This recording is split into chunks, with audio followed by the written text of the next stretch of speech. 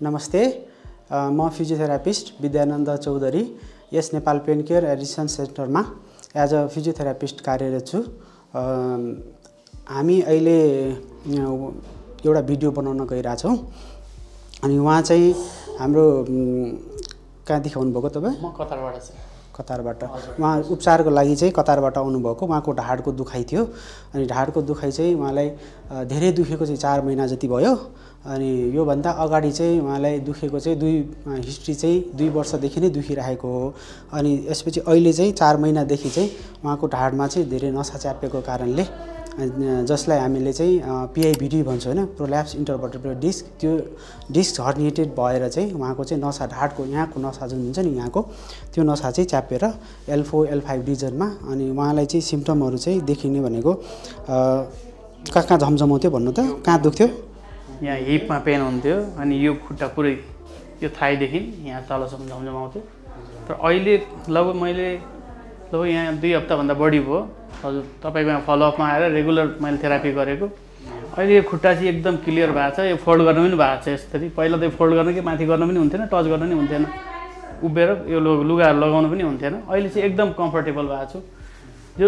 अरूभन्दा एकदम कम्फर्टेबल लागेर म अहिलेसम्म फलोअपमै छु यहाँ चाहिँ। अहिले उहाँको कति दिन भयो अहिले फलोअप पाउनुभएको? 2 विक्सभन्दा बढी भयो। 2 हप्ता भयो है। अहिले धेरै अहिले पहिलाभन्दा त धेरै इम्प्रुभ भएको छ पहिलाभन्दा 95%। ल बधाई छ। मलाई भन्दा नि हजुरलाई मैले हजुरसँग डक्टर भेटेँ हैन। जोस् यहाँ चाहिँ एकदम फ्यामिलियर छ यहाँ, अरू जस्तो छैन। एकदम के भन्दाखेरि पेपर भन्दा पनि पहिला कहाँ के कसो भन्ने कुरा चाहिँ डक्टरले फिजियोथेरापी गर्नेले टच गरेर पहिला नि अगाडि थाहा पाउनु पर्ने हो। अरू ठाउँमा चाहिँ डाइरेक्ट उता राखेर टाढा राखेर कहाँ के कसो भनेर उहाँको अब इन्टरभ्यू यताउता सबै सोध्ने भन्दा पनि डाइरेक्ट बडी टच गरेर कहाँ पेन भयो के भयो भनेर जुन दिन तपाईँले पहिलो दिन गर्नुभयो भने फाइन्ड आउट गर्नुभयो भने त्यो नै मेरो लागि सबभन्दा खुसी हो। यसमा सबभन्दा ठुलो कुरा महत्त्वपूर्ण के हो भने हिस्ट्री हो कि यसमा। जस्तै मैले सबैलाई सबै कुरा सोधेँ नि, कसरी तपाईँले के गर्दाखेरि दुख्छ अनि कुन पोजिसनमा तपाईँलाई दुख्छ, कति भयो दुखेको, अब तपाईँको यो दुखाइ सर्छ कि सर्दैन। अब यसमा चाहिँ अब यो नसा च्यापेपछि के हुन्छ भने अब खुट्टातिर झमझमाउने, पोल्ने हैन, नम्नेस, जसलाई हामी नम्नेस भन्छौँ हैन। अब धेरै नै च्यापेको छ भने कसैको कुनै कुनै ठाउँमा के हुन्छ भने कसैको खुट्टाहरू लुलो हुने, खुट्टाहरूको स्ट्रेन्थहरू चेक गर्दाखेरि चाहिँ स्ट्रेन्थ कम हुने, त्यस्तो खालको लक्षणहरू चाहिँ देख्छ। तर त्यस्तो चाहिँ थिएन तपाईँको चाहिँ माइल्ड मोडरेटसम्मै थियो क्या। अनि त्यही भएर अहिले यो एक्सर्साइजहरूबाट गरेर चाहिँ तपाईँको अलिकति सुधार चाहिँ आउँदै गरेको छ। मलाई सबभन्दा पहिलो दिनमै म एक्टिभ कसरी भयो भन्दाखेरि हजुरप्रति डकुमेन्ट्स मैले जति पनि MRI जति पनि डकुमेन्ट्सहरू गरेको थिएँ लिएर आएको थिएँ नि तपाईँ कहाँ। तपाईँले त्यो कुनै पनि चेक गर्नु भएन, पल्टाउनु भएन, केही पनि गर्नु भएन। र मलाई ल्याएर एकदम बडी टच गरेर तपाईँले जुन भन्नुभयो नि रिपोर्ट र एक्जामिनेसन रिपोर्ट भन्दा अगाडि नै तपाईँले टोटली के भएको भन्ने कुरा तपाईँले फाइन्ड आउट पहिले नै गर्नुभयो क्या। त्यही सबभन्दा मलाई विश्वास र खुसीको कुरा त्यो हो। मेन कुरो कस्तो हो भने देवराजजी, सबभन्दा पहिला चाहिँ हिस्ट्री राम्रोसँग लिएपछि आफै डायग्नोसिस फाइन्डिङ हुन्छ कि त्यही अनुसार पनि एसेसमेन्ट हुन्छ हैन। अनि एसेसमेन्ट एक्जामिनेसन गर्दा ठ्याक्कै डायग्नोसिस भएपछि त्यही अनुसार ट्रिटमेन्ट भयो भने अनि सजिलो हुँदै आउँछ। ओके भने सक्स लगाउन सक्दैन, जुत्ता लगाउन सक्दैन भने अहिले यस्तो कम्फर्टेबल भएको छु एकदम। अनि यस्तो खालकोमा चाहिँ के हुन्छ भने तपाईँको अब तपाईँले जुन भन्नुभएको थियो नि, अब हिँड्दै पनि खुट्टा गल्ने हैन, धेरै उभिँदाखेरि पनि गल्ने, जुन तपाईँको जुन प्रोफेसन जुन छ नि प्रोफेसन अनुसार पनि यस्तो खालको प्रब्लम, जस्तै धेरै उभिने मान्छेलाई हुन्छ यो हैन, धेरै बेर बसिराख्ने मान्छेलाई पनि हुन्छ। अनि त्यही भएर त्यो एउटा यो चाहिँ अकुपेसनल हजार्ड पनि हो क्या। अब तपाईँ यहाँ उपचारको लागि कतारदेखि आउनुभयो, त्यो हाम्रो लागि चाहिँ धेरै राम्रो, धेरै खुसीको कुरा हो। अनि तपाईँलाई ठिक पनि भएको छ अहिले हैन। मैले सबभन्दा खुसीको कुरा तपाईँ जस्तो थेरापिस्ट पाएँ, त्यही नै ठुलो कुरा हो। मैले एकदम राम्रो, म त्यसैमा ह्याप्पी छु। म अरूलाई पनि भन्न चाहन्छु कसै त्यस्तो पेन छ भने एकचोटि यहाँ आएर ट्रिटमेन्ट गर्नुहोस्, अपोइन्टमेन्ट लिएर आउनुहोस्, सबैलाई वेलकम छ। फिडब्याक चाहिँ पछि दिनु होला भन्न चाहन्छु। ठिक छ, ल थ्याङ्क यू फर फिडब्याक। ल अब अलि 1-2टा एक्सर्साइज पनि गरौँ हामीले के गरेका छौँ हैन, सोध्नु त। अब यसमा चाहिँ हामीले गर्नुपर्ने भनेको अब ढाडलाई सपोर्ट गर्ने जुन मसलहरू जुन हुन्छ नि ढाडलाई सपोर्ट गर्ने कोर मसल हो के मेन चाहिँ हैन अब मेन चाहिँ कोर मसल स्ट्रङ हुनु पर्यो अनि वरिपरिको जुन यहाँको मसलहरू जुन छ नि जस्तै पाइरिफर्मिस ग्लुटियस कहिले कहिले त्यो पनि टाइट भएको कारणले त्यो साइटिक नर्भलाई यहाँबाट आउने भनेको जुन ठाउँमा तपाईँले नसा च्यापेको छ नि L4 L5 S1 मा अनि त्यो चाहिँ त्यो रिजनलाई चाहिँ अब सपोर्ट गर्नको लागि त्यो रुट भयो हैन अब त्यो रुटबाट आउने नसा भनेको यसरी पछाडिबाट आउँछ हैन साइटिक नर्भ मोटो नसा सबभन्दा ठुलो नसा भनेको हाम्रो साइटिक नर्भ हो अब त्यसलाई चाहिँ अब यो यहाँबाट आउने भएकोले यो जुन पाइरिफर्मिस मसल ग्लुटियल मसल पनि टाइट भयो भने त्यसलाई चाहिँ इरिटेसन पनि गरिराखेको हुन्छ के त्यो पनि फ्लेक्सिबल हुनु चाहिँ जरुरी छ अब बलियो मात्रै नभएर चाहिँ मसलहरू चाहिँ तन्किने खुम्चिने पनि हुनु पर्यो के त्यो एक्सरसाइजहरू पनि चाहिन्छ यसमा हैन अनि मेन चाहिँ कोर मसल स्ट्रङ भयो त्यसपछि फरवर्ड बेन्डिङहरू चाहिँ गर्नु भएन यसमा हैन त्यो कुराहरू चाहिँ ध्यान दिनुपर्ने हुन्छ तपाईले हैन अब धेरै बेर उभिराख्दाखेरि तपाईलाई दुख्छ गाह्रो हुन्छ भने एकछिनबाट घुम्दिने राउन्ड गर्ने अनि त्यो गर्दाखेरि चाहिँ अलिकति रिलिफ हुन्छ के अनि न्युरेर गर्ने कामहरू चाहिँ नगर्नुस् हैन केही कुरा भुइँमा झरिहाल्यो भने खुट्टालाई बेन्ड गरेर यसरी बेन्ड गर्दै यसरी खुट्टाले बेन्ड गर्दै त्यो एउटा यो जस्तै यो डट पेन सपोज झरेर हैन काम गर्दै अब हामी यस्तो गर्ने बानी हुन्छ नि त अब त्यस्तो गरेर चाहिँ नटिप्ने के है नजिकै जाने खुट्टा खुम्चाउने यसरी खुम्चाएर त्यसपछि यसरी उठाउनु पर्यो के यसरी अब हेभी कुरा छ भने एकैचोटी नउठाइदिने यसरी राख्ने नजिक गएर त्यसपछि ठुलो कुरा छ भने जस्तै यो ठुलो भयो हैन यस्तो भयो भने उठाउनु पर्यो भने यसरी क्लोज टु द बडी हुनु पर्यो हैन यसरी त्यसपछि यसो गरेर उठाउनु पर्यो के अनि त्यसपछि कतै नजिकै गरेर यसरी राख्नु पर्यो त्यो कुरा सकेसम्म त बेन्ड चाहिँ नगर्ने हेभी कुरा उठाउनु सहिले हैन त्यो गर्यो भने तपाईलाई अलिकति सजिलो हुँदै आउँछ के किनभने त्यो जुन च्यापेको जुन नसा छ नि त्यहाँ चाहिँ च्यापिराख्यो भने चाहिँ त्यो यस्तो खालको एक्टिभिटिज गर्यो भने झन् त्यसलाई स्ट्रेस परिरहन्छ के त्यो कुराहरू चाहिँ ध्यान दिनुपर्छ तपाईले यसरी छ नि यो एक्सरसाइजहरू चाहिँ कन्टिन्यू चाहिँ गरिराख्नुस् अहिलेलाई है 1-2 महिनासम्म यसरी 1 2 3 10 सेकेन्ड होल्ड गर्नुस् हैन अनि दुईटीमा चाहिँ 5 टाइम्स गर्ने है त 5 to 10 रिपिट गर्दा हुन्छ यसरी छोड्नु त त्यसपछि अर्को यसरी 1 2 3 4 5 6 7 10 एन्ड देन रिल्याक्स है यो पनि गर्न मिल्यो हैन त्यसपछि कहिले के हुन्छ भने यो फ्लेक्सर मसल पनि टाइट भइरहन्छ कि त्यो पनि टाइट छ भने यो यस्तो खालको एक्सरसाइज पनि गर्दा पहिला त टाइट थियो नि तपाईको हैन अहिले त धेरै सजिलो भएको छ 10 सेकेन्ड होल्ड गर्ने यसरी त्यसपछि छोड्नुस् है अब अर्को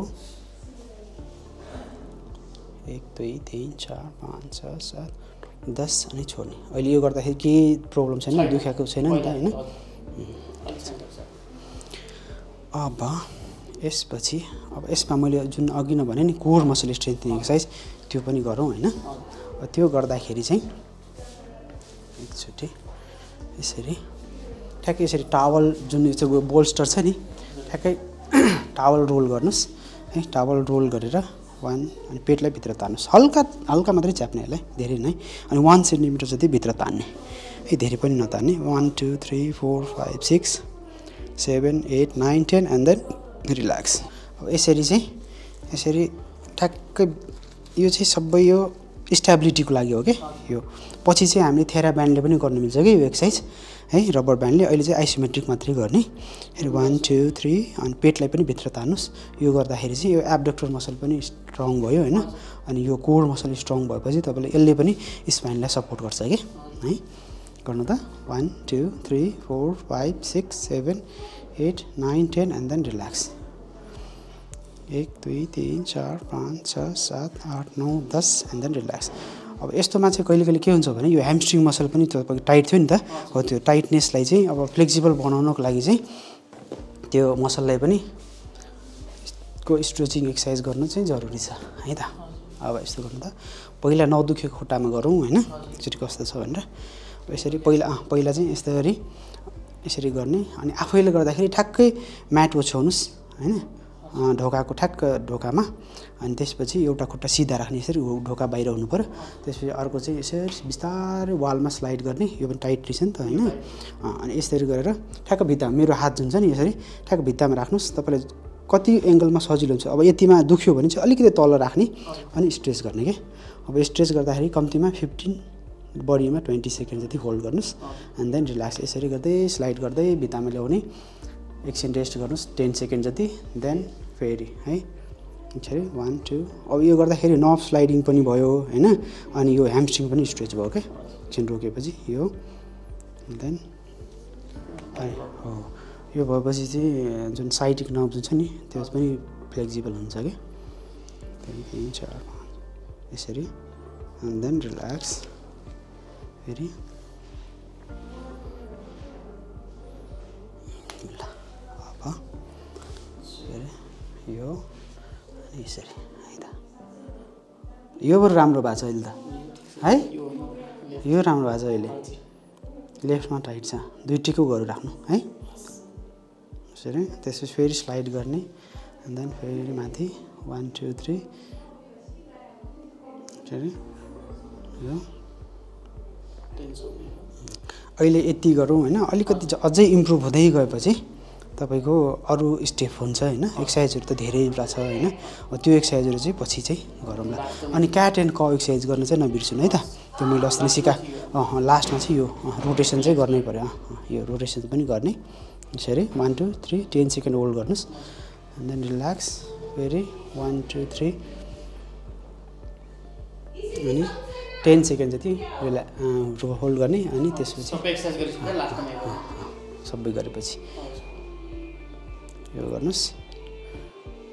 अनि त्यसपछि अर्को चाहिँ क्याट एन्ड काउ एक्सरसाइज हुनु भनेको थिएँ नि तपाईँ त्यो काम गर्दा गर्दै पनि गर्न मिल्यो हैन बसेर पनि गर्न मिल्यो उभिएर पनि गर्न मिल्यो के त्यो जुन गर्दाखेरि चाहिँ यसरी एकचोटि